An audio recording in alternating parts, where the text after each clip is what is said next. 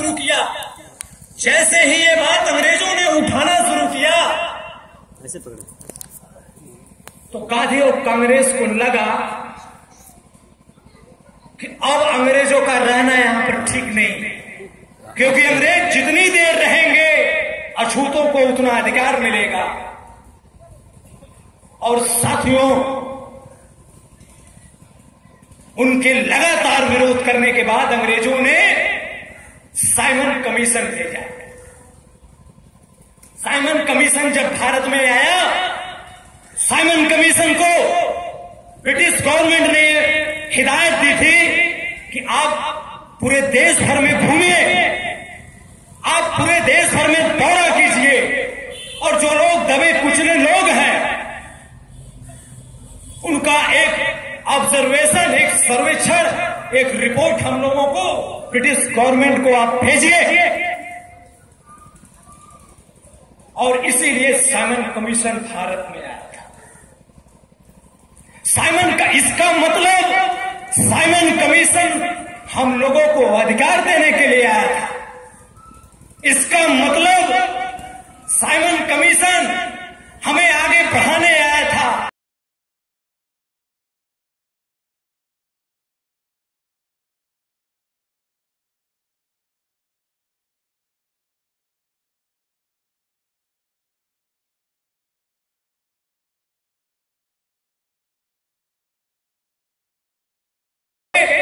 गुंडों ने Simon commission का विरोध अपनी जान की बाजी लगाकर उन लोगों ने साइमन कमीशन का विरोध किया था।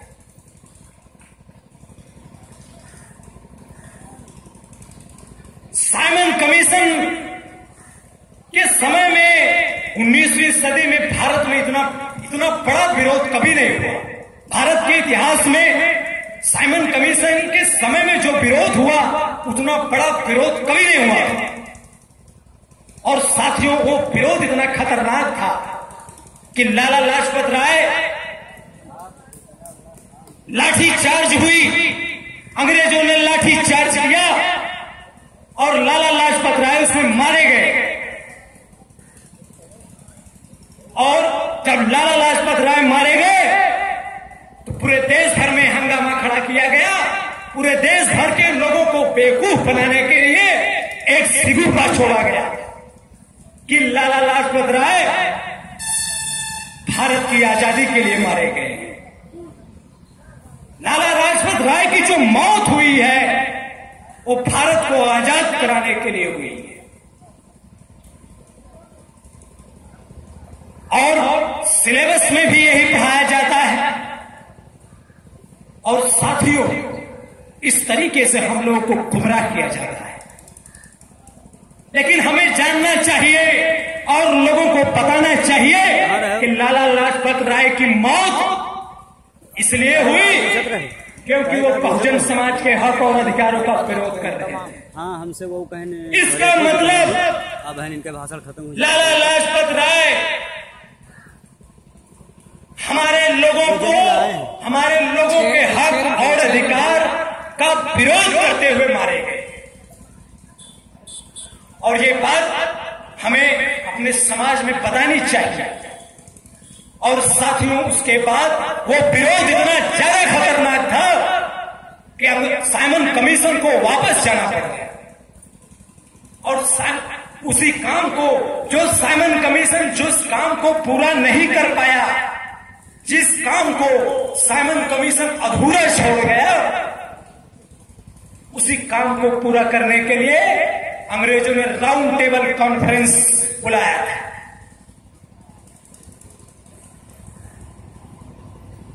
और राउंड टेबल कॉन्फ्रेंस में बाबा साहब ने अपनी जान की बाजी लगाकर राउंड टेबल कॉन्फ्रेंस में गांधी और कांग्रेस का विरोध करते हुए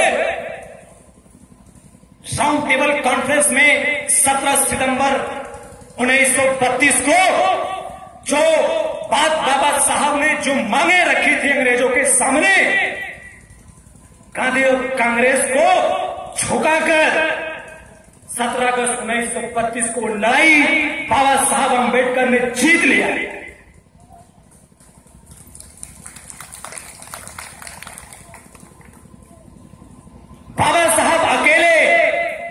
तरीके से दुश्मनों के इस शत्रुओं के बीच में रहते हुए बाबा साहब डॉक्टर बी आर अम्बेडकर ने लड़ाई जीती, ये उतना महत्वपूर्ण नहीं है।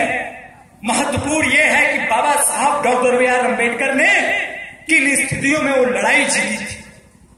बाबा साहब के साथ कोई नहीं खड़ा था, पूरे देश में उनके विरोध में लोग खड़े थे। पूरी ब्राह्मणवादी व्यवस्था राउंड टेबल कांग्रेस में बाबा साहब के खिलाफ खड़ी थी। आप अंदाजा लगाइए कि एक अकेला आदमी इस ब्राह्मणवादी व्यवस्था को किस तरीके से उसको झुकाकर, और न केवल झुकाया बल्कि अपने हक अधिकार को ले लिया। 17 अगस्त 1932 को हमारे लोगों की जीत हुई। बाबा साहब ने लड़ाई को जीत लिया।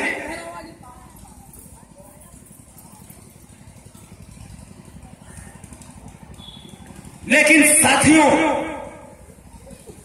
उसके बाद एक बहुत बड़ी ट्रेजेडी होती है। जब गांधी और कांग्रेस के गुंडे हार जाते हैं राउंड टेबल कॉन्फ्रेंस में, तो उनको लगता है कि उनको लगा कि अब यहां पर कुछ होने वाला नहीं है। अब जो कुछ हो सकता है वो भारत में हो सकता है।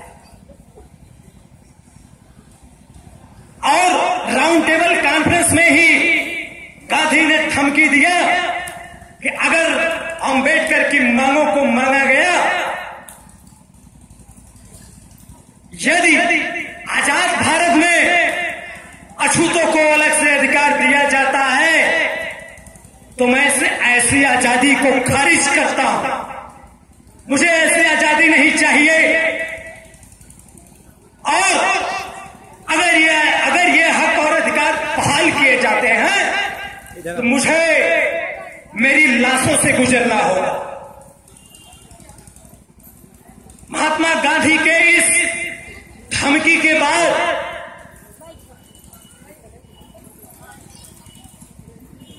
जब गांधी जी इस देश में आए तो इनको गिरफ्तार कर लिया गया। यरोदा जेल में गिरफ्तार करके अरेस्ट कर लिया गया उनको। और उसके बाद इस तरीके से जो बाबा साहब ने जो लड़ाई जीती थी, उसके खिलाफ आमरण अनशन की घोषणा कर दी। और साथियों, जैसे ही गांधी जी ने आमरण अनशन की घोषणा कर दी, वैसे ही बाबा साहब के खिलाफ पूरा देश खड़ा हो गया। पूरी ब्राह्मणवादी व्यवस्था खड़ी हो गई, हमारे लोग भी खड़े हो गए। और साथियों, आप सोचिए कि उसके बाद बाबा साहब डॉक्टर बी आर अम्बेडकर ने हार नहीं मानी। अब जब कांग्रेस के लोगों को लगा कि अब बाबा साहब डॉक्टर अम्बेडकर हमारी बात को मानने वाले नहीं हैं, तो बाबा साहब अम्बेडकर को खून से भरा खत लिखवाया।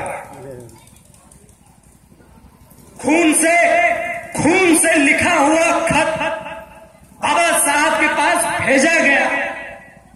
और उसमें कहा गया कि बाबा साहब, जिसके लिए आप लड़ाई लड़ रहे हैं, जिन लोगों के लिए आप लड़ाई लड़ रहे हैं,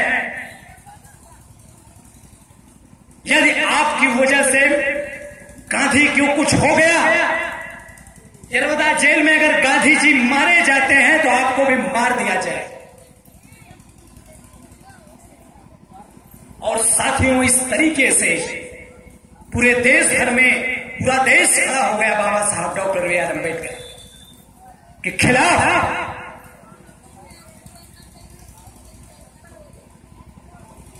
लेकिन उसके बाद भी बाबा साहब डॉक्टर बी आर अम्बेडकर नहीं माने।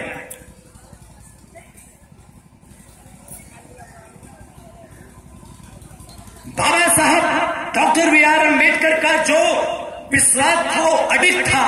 और ये बात कांग्रेस और गांधी के गुंडे जानते थे।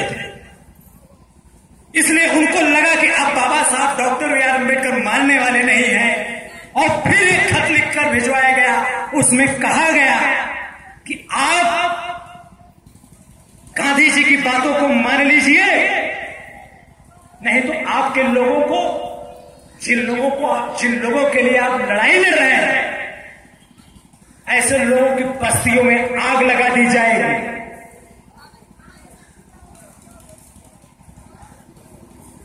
और साथियों, उसके बाद क्या हुआ, उसके बावजूद भी बाबा साहब नहीं माने। फिर कांग्रेस को लगा कि अब भी बाबा साहब डॉक्टर बी आर अम्बेडकर अपनी बात, बाबा साहब डॉक्टर अम्बेडकर हिलने वाले नहीं हैं, इसलिए उदाहरण के तौर पर पटना और कानपुर के तमाम बस्तियों में एससी एसटी ओबीसी की बस्तियों में आग लगा दी गई। और उसके बाद साथियों, बाबा साहब डॉक्टर बी आर अम्बेडकर को सोचना, और उन्होंने सोचा कि आज जिसके लिए मैं लड़ रहा हूं, जिसके लिए मैं लड़ाई लड़ रहा हूं, आज हमारा कोई संगठन नहीं है। यदि मैं ऐसा करता हूं तो कांग्रेस और गांधी के गुंडे हमारे लोगों की बस्तियों में आग लगा देंगे, और जब हमारे लोग ही नहीं रहेंगे तो मैं इस अधिकार को लेकर क्या करूंगा। और साथियों, मजबूरन बाबा साहब डॉक्टर बी आर अम्बेडकर को, बाबा साहब अपने आंख में आंसू लेकर पुनः पैट पर हस्ताक्षर करने के लिए बाध्य।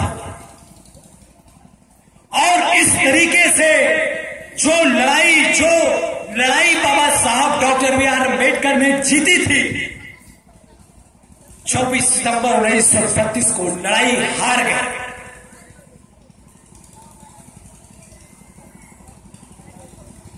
और साथियों, आप सोचिए कि एक ऐसा समझौता था, ऐसा पैक्ट था, और ये पैक्ट गुंडागर्दी करके, बाबा साहब के ऊपर गुंडागर्दी करके हस्ताक्षर करवाया गया। इसका मतलब ये पूरा पैक्ट नहीं था, बल्कि एक डकैती थी।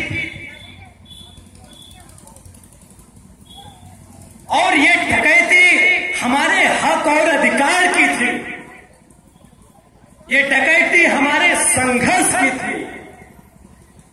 और साथियों, इस तरीके से बाबा साहब डॉक्टर बी आर अम्बेडकर जब ये लड़ाई हार गए, उसके बाद वो वापस आए और उसके दूसरे ही दिन पूना में भाषण देते हुए उन्होंने कहा कि मैं मरते दम तक पूना पैक्ट का विरोध करता रहूंगा, और गांधी और कांग्रेस के गुंडों ने गुंडागर्दी करके मुझसे हस्ताक्षर करवाया है। और साथियों, इस तरीके से बाबा साहब ने पूरे देश भर में घूम घूम कर पुनः पैक्ट का पर्दाफाश किया, लोगों को बताया। और साथियों, इस तरीके से बाबा साहब डॉक्टर बी आर अम्बेडकर संघर्ष करते हुए, अपने अभियान को चलाते हुए, अपने संघर्ष में वो कायम थे।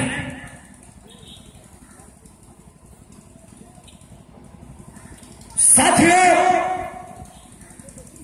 बाबा साहब ने 1932 में एससी एसटी और ओबीसी और रिलीजियस माइनॉरिटीज के लोगों के लिए जो अधिकार मांगा था, उसकी वजह से पूरे देश भर में हंगामा खड़ा हो रहा था। और जब एससी और एसटी के लोग जागरूक हो रहे थे, तब उस समय ओबीसी के लोगों को भड़काया गया। ओबीसी के लोगों के बीच में एक सिगुफा छोड़ा गया और कहा गया कि बाबा साहब डॉक्टर अम्बेडकर तो चमारों के नेता है, बाबा साहब डॉक्टर बी आर अम्बेडकर तो चमारों के नेता हैं, आप लोग उनके पीछे पीछे जाकर क्या करने वाले हो। और साथियों, उसके बाद एससी एसटी के खिलाफ ओबीसी को खड़ा किया गया और लड़ाया गया। और साथियों,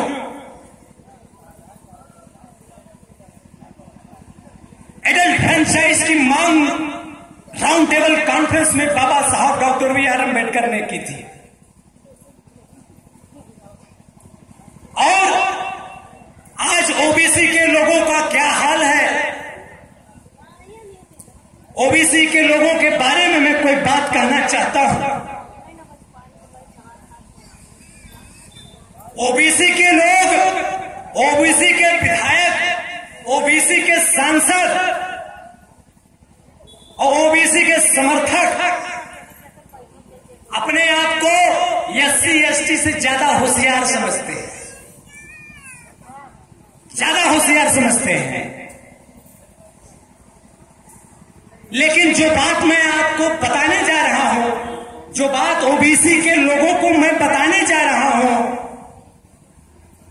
आज के बाद आप अपने आप को कम से कम होशियार तो नहीं समझेंगे, जागरूक तो नहीं समझेंगे। आप होशियार हैं, ओबीसी के लोग होशियार हैं, मैं ये मान सकता हूं, लेकिन ओबीसी के लोग जागरूक हैं, ये बात असत्य है। साथियों, ओबीसी के लोग इस बात को बहुत गौर से सुने। राउंड टेबल कॉन्फ्रेंस में सेपरेट इलेक्टोरेट के साथ साथ एडल्ट फ्रेंचाइज की भी मांग हुई थी, ये आपको पता होगा। वयस्क मताधिकार की मांग हुई थी। और आज पूरे देश भर में अगर ओबीसी के लोग सांसद बन रहे हैं, ओबीसी के लोग विधायक बन रहे हैं, ओबीसी के लोग जिला पंचायत सदस्य बन रहे हैं, ये उसी एडल्ट फ्रेंचाइज की देन है और बाबा साहब डॉक्टर बी.आर. अम्बेडकर की देन है।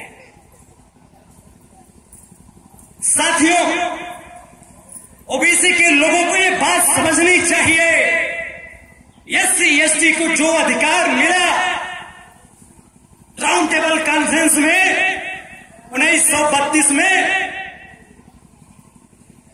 वो पहचान, वो अधिकार ओबीसी के लोगों को 1992 में दिया गया। 16 नवंबर 1992 में ओबीसी के लोग ये जान पाए कि मैं कौन हूं। ओबीसी के लोगों को अपनी पहचान हो गई, अपना नाम पता चल गया। और साथियों,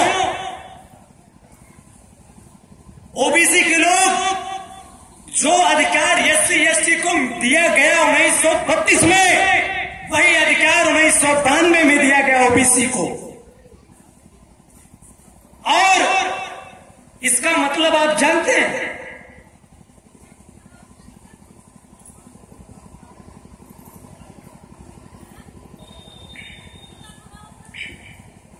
इसका मतलब ओबीसी के लोग जानते हैं 60 सालों बाद एससी एसटी को जो अधिकार मिला, उसके 60 साल बाद ओबीसी को दिया गया। 60 सालों तक ओबीसी के लोगों को उनके हक और अधिकारों को दबाकर रखा गया। और ओबीसी के लोग इस बात को समझें कि अगर आपको 60 सालों के बाद अधिकार दिया गया, तो इसका मतलब 60 सालों तक आपके हक और अधिकार को कुचला गया, 60 सालों तक आपको लतियाया गया, 60 सालों तक आपके हक और अधिकार पर ब्राह्मणवादी व्यवस्था ने अय्याशी कर ली। और उसके बावजूद भी ओबीसी के लोग अपने आप को होशियार समझते हैं।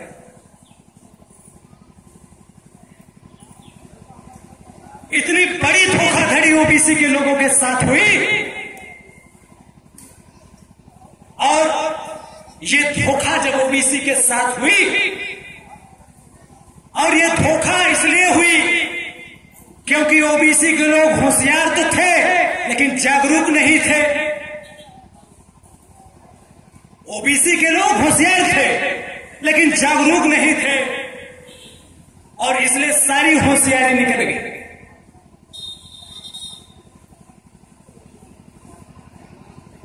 और साथियों, जब 1992 में ओबीसी को सुप्रीम कोर्ट ने जब अधिकार दिया 16 नवंबर 1992 को, तब ब्राह्मणवादी व्यवस्था, पूरे देश भर की ब्राह्मणवादी व्यवस्था बौखला उठी।